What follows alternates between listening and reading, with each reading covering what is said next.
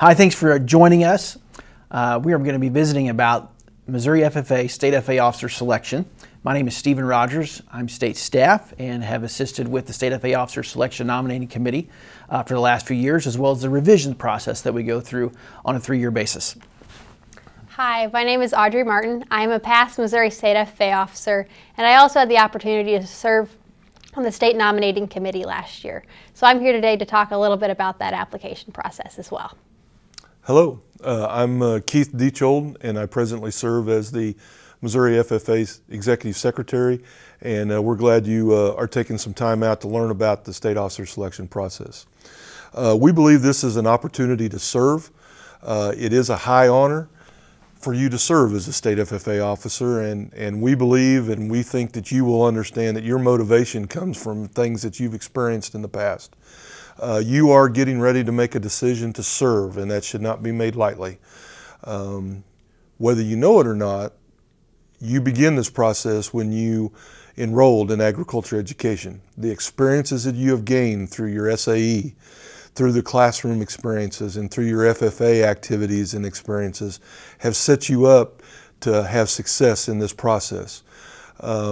We think that you should not take this decision lightly, but we think you should include your family, your advisor, and your friends and administration as you make this decision. It's very important, and we're going to mention it several times today, that you understand the handbook and the expectations that are out there. So, what are those expectations? You need to be dedicated, and you need to have a sense of humility and a commitment to give to all students selflessly. We believe and we will ask you to serve the organization before you serve yourself. The good part about this is you're going to grow and you're going to mature during this process and gain a lot of skills during this process that will be useful to you down the road. You will be a role model, and you're a role model 24/7, 365. That is something we will discuss more than once, and the meaning behind that as you move through this process if selected. You are a state officer for only 1 year, but the impact you will have will last a lifetime, and there is considerable amount of time that is required in this process. 20 to 30 days in the summer, 20 to 35 days during school is the minimum time requirement, and there will be other times that you'll be asked to add to that time. There's a chart in the handbook, and we suggest, once again, there it is. The handbook is very important for you to read and understand. And the agreement is there, as well as the instructions and the information about all the processes we're talking about today. So we think that's important. There are a few things that you need to have in place if you're going to run. Must be an active FFA member. Must hold the state FFA degree or have been nominated for it just here recently or during the year. You must continue your SAE, your Supervised Agricultural Experience Program, and enrolled in high school at the time that you're elected.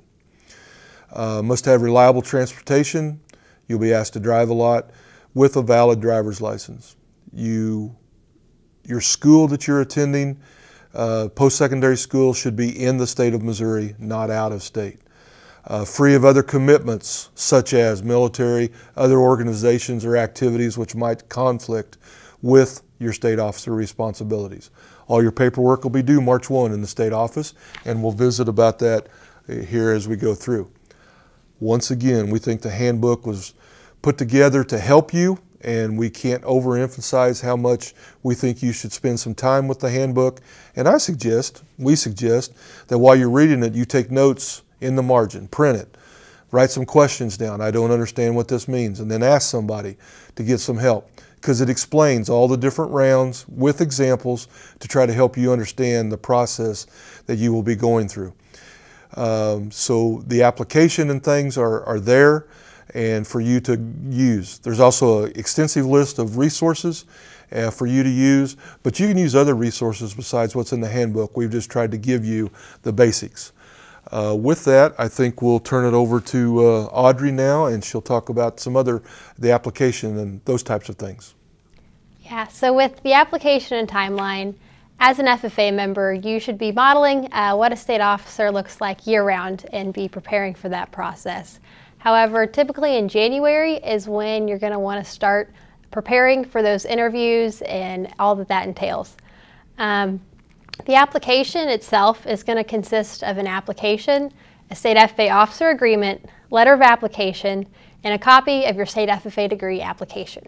Now all these are going to be due in the state office on March 1st. Secondly, your advisor is going to write a letter of recommendation, and that will also be due in the state office on March 1st.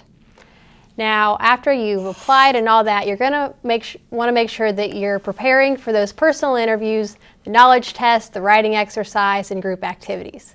So you're going to want to recruit some people to help you out with all that. And so whether it's a community agriculture leader, other advisors, past state officers, just make sure you're reaching out to others and get some advice and input from them.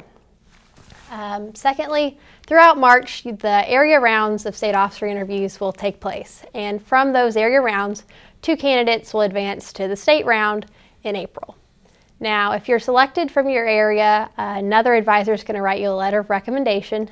But the finalists, if you're selected as one of those 2 finalists from your area, make sure that you continue practicing and studying for those state rounds so that you can do the best that you possibly can. And then what the area selection is going to look like is going to be different depending on which area you're from. However, each area will always include a personal interview. So a few tips with those personal interviews is just make sure that you're being yourself. There's not a cookie cutter state officer. They're not looking for one specific type of person, but they're looking for you. And finally, you're going to want to be prepared. Make sure you're working with others and kind of can go in there with a game plan. Other aspects of interviews may include all or some of the following: a written exam, a writing exercise, a stand and deliver, a group situation, or role play scenarios. Now you can learn more about these on the Agriculture Education website. And finally, again, 2 candidates will be selected to represent their area at the state round of interview, so that's what you're working towards. And with that, I will turn it over to Mr. Rogers. Thanks, Audrey. After you get through the area selection process, the state selection process is time to get ready for that. That takes place in April. It's a 2-day rigorous event that is designed to help you shine as a candidate and to help the nominating committee get to know you better and your strengths. The nominating committee consists of 11 people, including ag industry leaders, farmers, industry folks, agribusiness leaders, ag education people. It also includes current high school ag teachers and current and past state FFA officers. This group on the nominating committee is representative of all regions of the state and all levels of experience. But they all have a passion for helping us select the state FFA officer team that will best serve our members. You'll receive via email a schedule that will show you the assigned times when you're going to be completing different parts or different components of the interview. And so it's best to look at that from a day 1, day 2 perspective. So on day 1, the events that you'll participate in will include a personal round interview, a writing exercise, with a prompt that you'll have to respond to as laid out in the handbook, a written exam based on the data of the criteria that's listed there in the handbook as well, and then also a stand and deliver. After all those components are done and after all 32 candidates have completed that, there will be an evening activity which is designed to help build some camaraderie and also to help you know about opportunities whether you are or are not selected to serve as a state FFA officer. At that time as well, the nominating committee will be making their decisions as to which and how many candidates will move on and participate in day 2's events. That morning of day 2, there'll be a breakfast meeting and there will be an announcement made as to which 20 to 22 candidates will continue through the process, and those that aren't selected will be free and released to go home at that time. The new round 2, the group of 20 to 22 students that will be going through that process, the first thing they need to prepare for is either the group round role play and then they'll also be having a personal round interview.